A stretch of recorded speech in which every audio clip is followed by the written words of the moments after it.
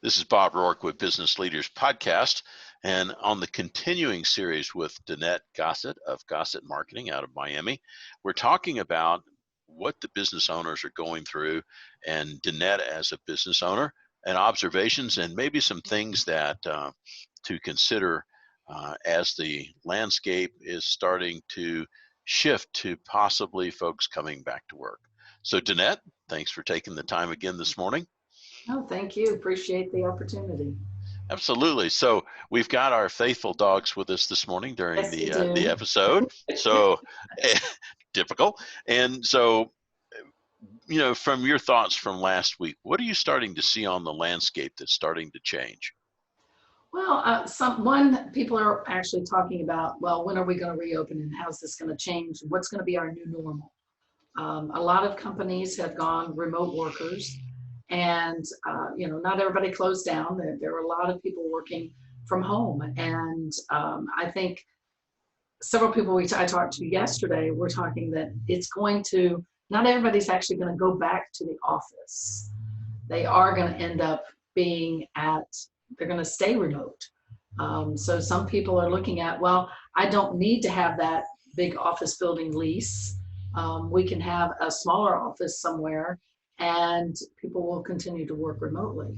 But if you're doing that, what are you doing with your employees to keep them feeling like they're part of the team, that they are being productive, that they are being motivated, that they're not getting burned out? Because I don't know about you, but I spend 8-10 hours a day on the phone and on Zoom meetings. And it's not like the old days where I'd have meeting after meeting, but at least then I got to be able to get in the car and drive to another location, get a break for 15, 20 minutes, maybe a half an hour. Now it's, you hang up the phone and you start the next one, pick it up again. And it's exhausting being in front of this computer screen, all day long. I think it's, you think of the mental press.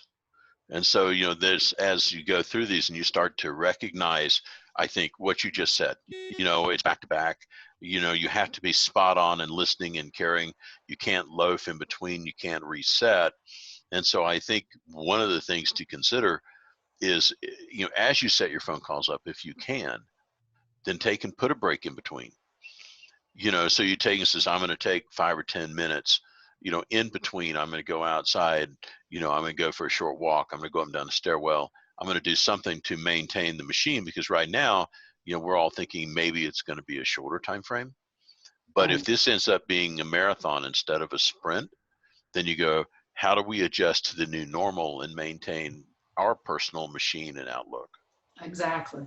And we need to maintain it, and employers need to understand that. I think you were right about saying sprint versus marathon, in that I think a lot of businesses were thinking, okay, this is a sprint, we're going to get this done, and y'all will be back to work, and I need you to get all these new initiatives figured out before we get back into the office. And now, even though we are talking about getting back to work, it's going to be a slow process. They're not just going to turn a switch on and we all go back to normal tomorrow. It is, they're saying very methodical, and 14 days of trying one thing and then another 14 days and another 14 days. So, all of a sudden that's 6 weeks from now. And so we don't know exactly what's going to happen. And what are we doing for our employees and our teammates to make sure that they feel as if they are appreciated for all that they are doing?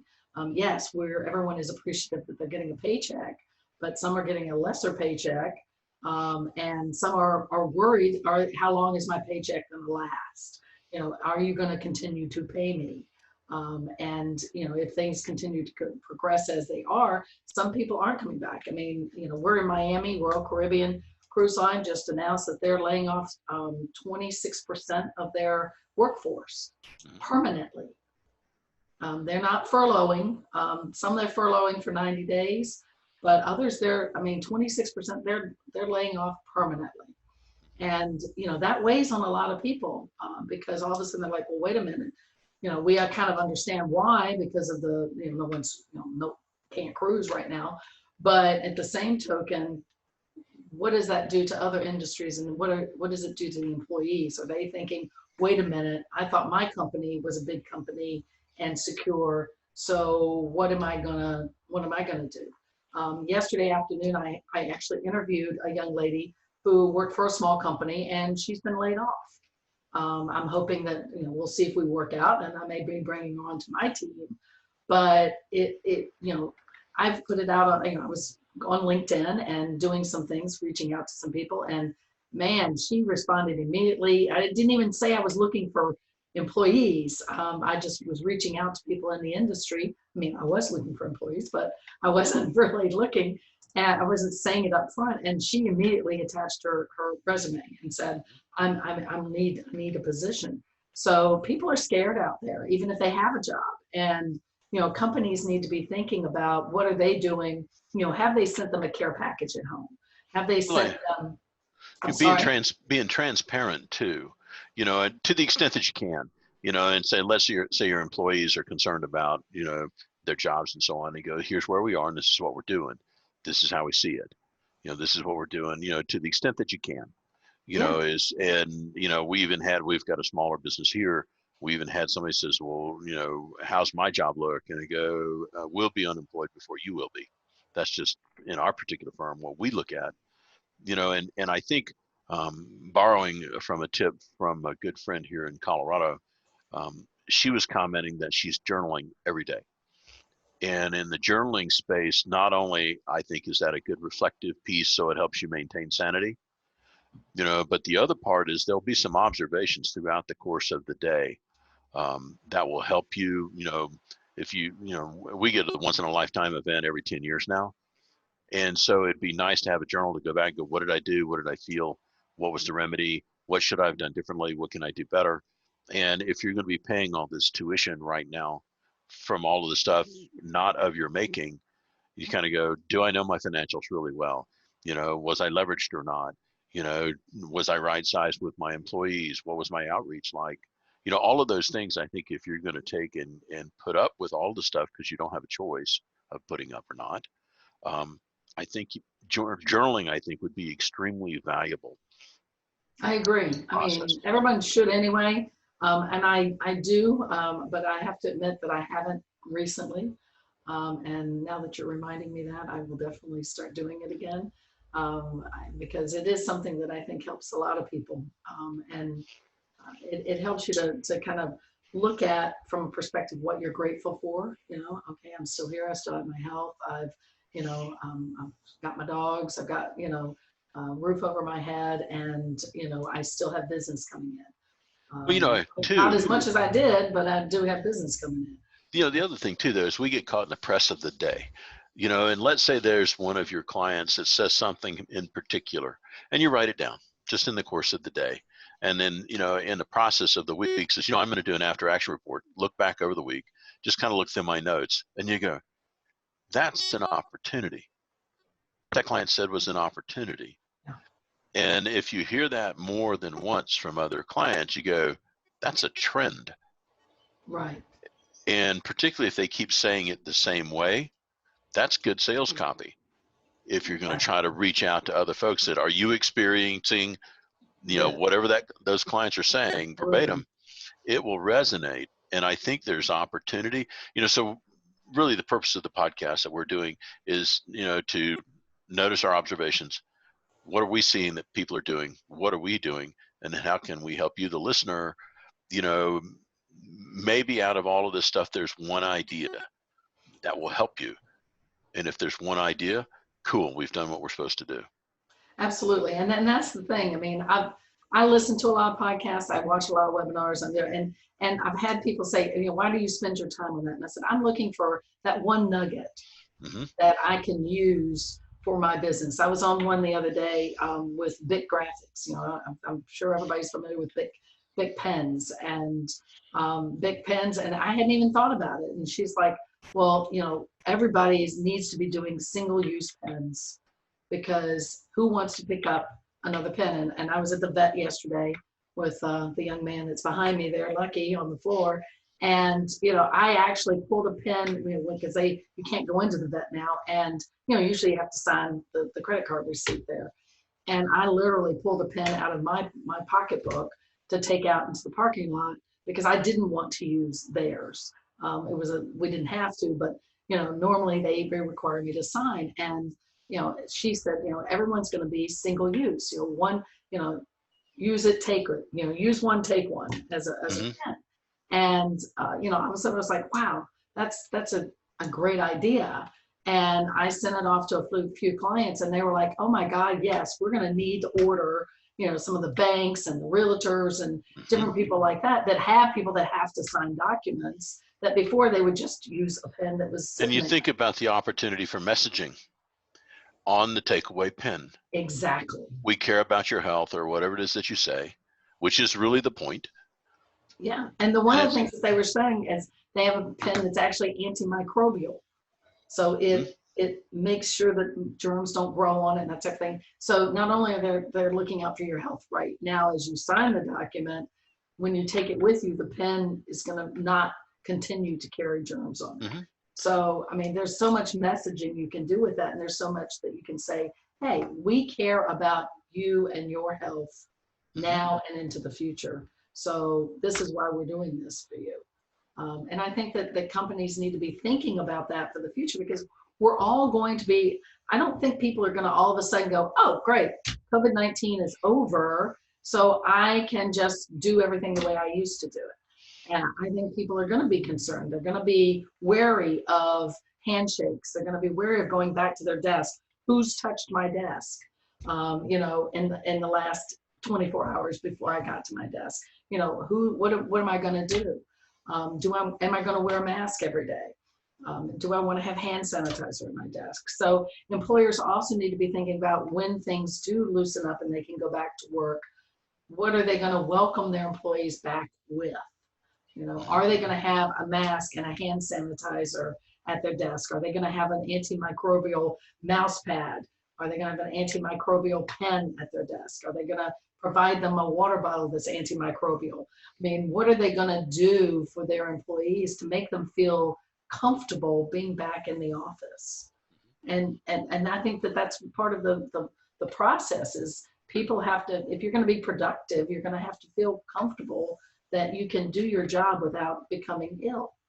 Well, I think too, you'll have the broad range of employees. Some will pay attention and some will not. Oh, and absolutely. so, as an employer, what do you do to protect the responsible portion of your population? Do you do a temp check when everybody comes in? Do you do a temp check when everybody leaves? If so, what's the procedure? What's the policy? Do you have the tool?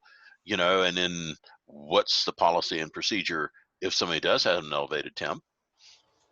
What do you do there, and how do you take and observe? Is company policy going to reflect what your behavior is going to be, so you don't get in trouble, kind of thing? Exactly. So I think, I was thinking this morning, my car looks like the dickens because it snowed out here a lot. We got all the road stuff. Yeah. We had snow again. We got snow and we're at 95 degrees. Oh yeah. So, and then you think, well, do I really want to take it to a car wash? Not really, because the guys have been in God knows how many cars. And so you kind of go, well, I think I'll modify that thought process and put up with it for a while longer. But, just the simple things that we used to do and continue to do, and I think by caring for your employees and demonstrating that you care, I think that translates to your customers as well. Absolutely. They know what you're doing, and you're trying to help your customers be aware and take care of their business, customers and employees as well. And that's the other side of that equation. What are you doing for your customers or your prospective customers? Are you staying in touch with them on a regular basis, and how? Are you reaching out and saying, how are you today? How are you doing today? What is going on for you today? I made a few of those calls this week. I didn't get as many in as I wanted to, but what are you doing for your customers to make sure that they know you're in business? We got one of my account managers, she got in a row, she said, it's amazing. She had several emails in a row that were sent to her that said, are you guys open and working? I think that's a good sign. And I'm like, yes, that's a good sign. They want to know we're here, there's one of the things, when there's any number of webinars now and Zoom calls and this and that and the other on what you should be doing. And it seems like the world woke up and says we need to be doing outreach so everybody kind of gets focused and going forward to the point that there's more available than you have time for, Yes. and so, with all of that stuff, I think you can get inundated with things to do. And when you get overwhelmed, or when I get just overtasked, what I try to do is I'll reach out to one or two people that are either older or they're part of my basically inner circle folks that I don't feel an energy drain after I talk to them. Yeah. And I find myself doing calls every day to kind of people they're just going, how are you? Not let's do some business. Right. It's just, how are you? Do you need anything? And, the thing that happens, I think people forget in the virus world, we've been fighting viruses. I'm older, so I remember taking my polio vaccine on a sugar cube at Hyde Park Elementary School in Jacksonville, Florida, as a kid. And so I remember taking, and it was a national event. Everybody was getting polio vaccine. I mean, we've dealt with viruses forever. We'll Yes. deal with this one too. This one, it's doom and destruction right now, but there's some extraordinary technology coming that will deal with this particular virus, and it'll either mitigate it or create immunity, or we'll deal with it one way or another. And so this isn't forever. There are opportunities amidst all the chaos. And so stepping back from the noise periodically and going, where's the opportunity? What are my clients saying? What am I going to be doing in 2 weeks? What are they going to be doing? And what are the people coming back? And so amidst all of that, start writing things down, and that works for me. Maybe it doesn't work for everybody else, but writing I them think down. it works. I mean, for me, if I write something down, one, I remember it more. If I write it down, and two, it gives me something to look at and go, yeah, I was going to look at that. I was going to think about that. And I think if companies are writing some of the things down that they hadn't thought about, or maybe they do think about daily, about their employees, are they, I mean, everybody's running 1,000 miles a minute right now. And sometimes you just need to take a step back and really look at, okay, who is really being impacted in my company or my clients' companies? What can we do to help them in establishing a better routine, or giving them a laugh, or giving them a little motivation, so that they don't feel that they're alone, because I mean, we need people still to be productive, and they need to be getting things done so that we can, when the businesses really reopen, that they can handle it. We can't just, I mean, I was talking to somebody the other day and she's like, yeah, I feel like I just stuck my head in the sand. I don't want to pay attention to this. And I'm tired of it. I just want to, I was doing really well for the first couple of weeks, but now I'm done. I'm just, I'm done. And companies need to be cognizant of the burnout that their employees are feeling. What do you do to recharge? What do you do? I am doing water aerobics in my pool. Okay. Okay. For us in Colorado, that would be water aerobics on the top of the on the pool. top of the pool. Yeah, I've been doing. I hurt my foot. I have runner's heel. I had been walking 20 to 25 miles a week, and I overdid it a while back, actually before all this happened. And so I haven't been able to do my walking. I do yoga a good amount. But in the last 2 weeks, I wanted to be outside. And yes, I could do yoga outside, but I was like, wait a minute, I have a CD of an old water aerobics class, and I pulled it out and I put myself in the pool, and I had a blast, because when I was outside, and, I hadn't done it in a long time, and, so I felt really good afterwards. I was like, okay, this is good, I saw talking to some of my mastermind group. I do have a mastermind group. We used to speak every other week, but now we speak as a group every week because of this situation. And one of them, one of the people in the group is like, their goal is not to drink every day, drink wine or alcoholic beverage every day. I mean, that is their goal. I don't want to drink every day, type of thing. So, I mean, that's one thing that people are, talking about is that, yeah, I realize, I shouldn't be drinking that full bottle of wine every night. There's a guy that I know, and he said part of his regimen is he's got right as his desk before he goes upstairs from his basement where he's working. He says, I have this step up thing and I have 2 kettlebells. And he says, so I do the step up. I pick up my kettlebells. When I'm going up the stairwell, I carry my kettlebells. And says, then I put them at the top of the stairwell. And says, when I get done talking to the humans, his family, he says, then I pick up the kettlebells, come back down, have to step on the box. And so every time I'm up and out, I have to do that. Yeah. And he says, through the course of the day, it mounts up. And you think about, well, how simple is that? Yeah. It's extremely simple. It's extremely simple. Luckily my dogs get me up and out, pretty much about once an hour. They make me get up from my chair and take them outside and kind of be out. But I do feel that I haven't, because I am taking the essential services pretty seriously. And so I don't go out very often. Poor old Lucky there had some issues. So I went to the vet yesterday, as I said earlier. And I mean, I was shocked at how many cars were out and about yesterday. I mean, people are definitely, it wasn't that way 2 weeks ago when I was out. Life kind of trying to get on with their lives, I guess, which is fine to a point. Yeah, I get the feeling just from observation that I think North Dakota opened up the other day for business as usual. Of course, they've got a smaller population base, but my sense is folks are finally getting to the point where going, whatever the casualty rate might be currently, we're getting to the point where we've had all of this we are willing to tolerate. Yes. I think the hospitals are set up better than they were, so I think that there's going to be this move afoot where people are just going to take, we're going to, regardless, we're going to go back to work, or we're going to go outside, or we're going to go back to life. And but for better or worse, I think that's what's going to happen, and so for the business owners, and the folks that are listening, the entire idea behind this is, Danette and I have known each other for a long time. Danette's a gifted marketer and has been in business and seen many different things come and go. Yes. And so her perspective is geographically different than mine, but the business concepts are the same. She's in the pool and I've shoveled snow. And there is no justice. There is no justice. And, and for the business owners out there, if you get stuck in the mud, we've got a couple of other podcasts that are in production right now. They'll be released pretty soon about how to use your contact list, how to get unstuck, and any number of topics that I think might be helpful, just trying to take and get some momentum.